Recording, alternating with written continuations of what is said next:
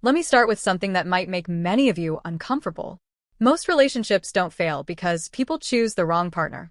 They fail because people refuse to face the truth about themselves. Over the last decade, I've watched marriages fall apart, and I've watched others thrive. And here's something most people don't want to admit. The couples who make it aren't the ones with the most passion, the strongest chemistry, or even the best compatibility. They're the ones willing to hear uncomfortable truths about themselves. The kind that sting. The kind that challenge the ego. Today, I'm going to share advice that isn't easy to hear. Advice that might make you want to stop reading. But if you stay with it and, more importantly, apply it, you might save your relationship. Or you might realize you're in the wrong one. Either way, you'll have clarity. Let's begin. First truth. Your partner is not responsible for your happiness. Read that again. Your partner is not responsible for your happiness. This goes against everything we've been taught. Movies, songs, and fairy tales tell us that the right person will complete us, fill the void, and make everything better. That's not love. That's a fantasy. Here's what actually happens. You enter a relationship feeling incomplete. The excitement and novelty temporarily distract you from your internal struggles. But when the honeymoon phase fades, you're left facing yourself again. And instead of looking inward, you start blaming your partner. If they were different, if they understood me better, if they acted like they used to, but the real issue was never them. It was the expectation that they could make you whole. If you're not happy alone, you won't magically become happy in a relationship. A relationship can amplify joy that already exists. It cannot create happiness from nothing. That's your responsibility. When you expect someone else to carry that weight, eventually they collapse under it. Second truth. The problems you ignore will not disappear. Every struggling couple shares one pattern. They waited too long to address the real issues. They noticed the red flags early. They felt the emotional distance growing. They sensed the resentment building. And they told themselves it would get better. It rarely does. Relationship problems are like cracks in a foundation. Small at first. Easy to fix early. But ignored cracks spread. They deepen. And eventually, everything collapses. Think about the small things you're dismissing right now. The tone they use when they're frustrated. The meaningful conversations that haven't happened in weeks. The intimacy that's been quietly fading. The feeling that you're more like roommates than partners. You tell yourself it's just stress. Just a busy season. Not a big deal. But deep down, you know something feels off. The first time you notice a problem, it's a whisper. A simple conversation could fix it. But you don't want conflict, so you stay quiet. The second time, it speaks louder. Now it requires honesty and boundaries. That feels uncomfortable, so you avoid it. The third time, it's a pattern. Frustration builds. Defensiveness grows. What once could have been solved easily now feels overwhelming. And eventually, it becomes a scream. By then, the resentment is deep. The trust is damaged. The distance feels too wide. The conversation you're avoiding right now? That's the one you need to have today. Waiting doesn't make hard conversations easier. It makes them heavier. Third truth. Love is not enough. That's not cynical. It's realistic. Love is essential, but it's not sufficient. You can love someone deeply and still be wrong for each other. You can care with your whole heart and still create a toxic dynamic together. Healthy relationships require more than emotion. They require shared values, compatible life goals, mutual respect, emotional maturity, effective communication, and the ability to handle conflict constructively. Love cannot override fundamental incompatibility. If one person wants children and the other doesn't, that's not a small difference.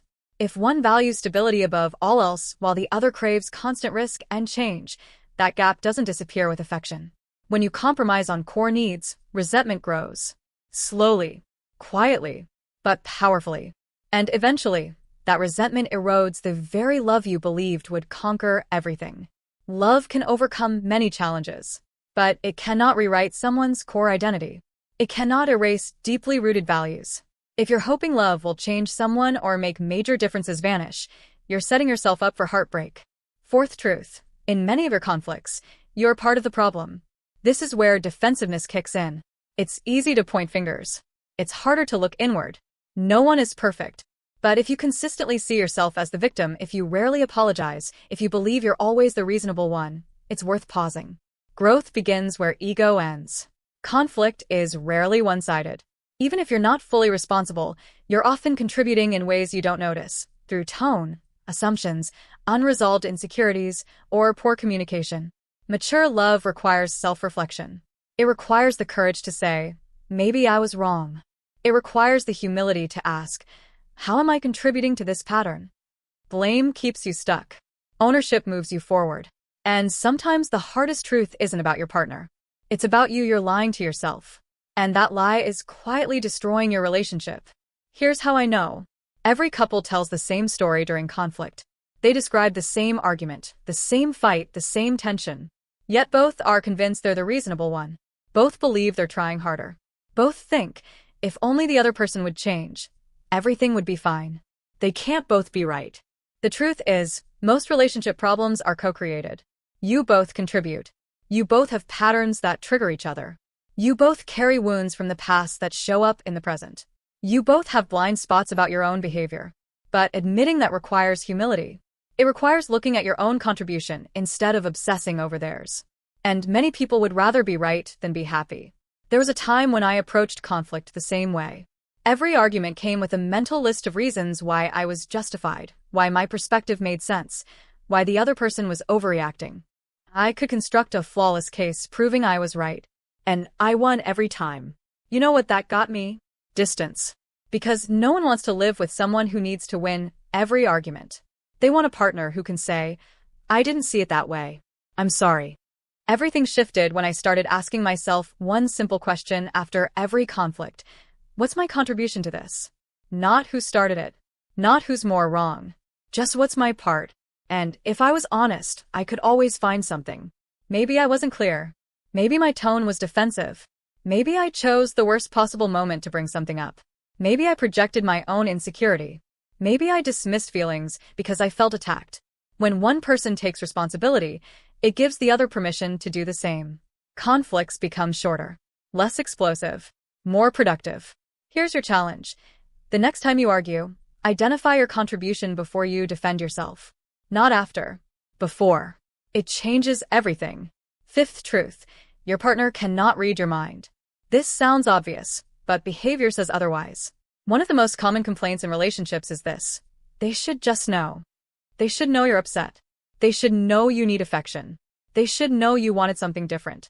They should know what you meant by your tone. No, they shouldn't. They're not psychic. They don't have access to your internal expectations. They can't meet needs you never clearly expressed. Here's the usual pattern. You have an expectation. You don't communicate it clearly. They don't meet it because they don't know about it. You feel hurt and disappointed. Resentment builds. They're confused because, from their perspective, they did nothing wrong. And the cycle repeats. If you want something, say it clearly, directly, without hints, without tests. I would love if we could do something special this year. It would mean a lot to me. Simple, honest, effective.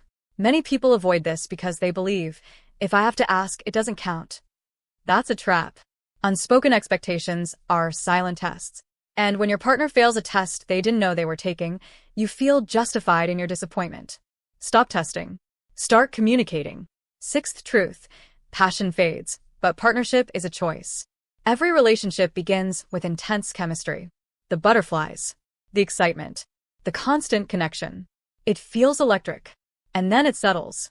This isn't failure. It's biology. The initial rush levels out over time. That doesn't mean the relationship is broken. It means it's evolving. But when that intensity fades, many people panic. They assume something's wrong. They chase the high with someone new or quietly resent their partner for not recreating the early magic. What long-term couples understand is this. Chemistry brings you together, but commitment keeps you together. Real love is choosing each other when it's ordinary. Choosing each other when it's inconvenient. Choosing each other when it's not exciting. The fire doesn't stay lit on its own. It requires intention, effort, novelty, intimacy, appreciation, growth. Anyone can enjoy the thrill of something new. It takes maturity to build something lasting after the thrill fades. Seventh truth. Most arguments aren't about what they seem. You fight about dishes. But you're really fighting about respect and shared responsibility. You fight about intimacy. But you're really fighting about connection and feeling desired. You fight about money. But you're really fighting about security, control, and trust. Under every petty argument is an unmet need. Until you identify the real issue, You'll keep replaying the same fight with different details. The next time an argument feels too intense for the topic, pause and ask yourself, what's this actually about? What need isn't being met? Name that. Address that. The argument will shrink immediately. Eighth truth, you will hurt each other, and that's normal. In any close relationship, mistakes are inevitable.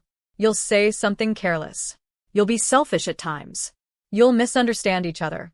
You'll trigger old wounds. That doesn't mean the relationship is doomed.